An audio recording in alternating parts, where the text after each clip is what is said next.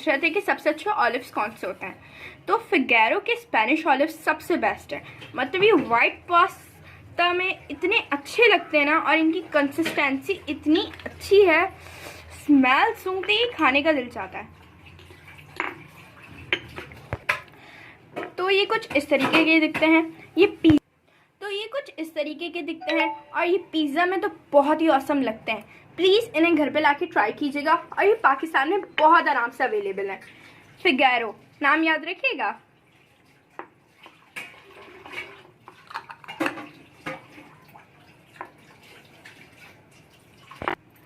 और आपको ये वीडियो पसंद आई हो तो कमेंट ज़रूर कीजिएगा, और किसी भी नई ब्रांड की ओपनिंग के लिए मुझे कमेंट कीजिएगा।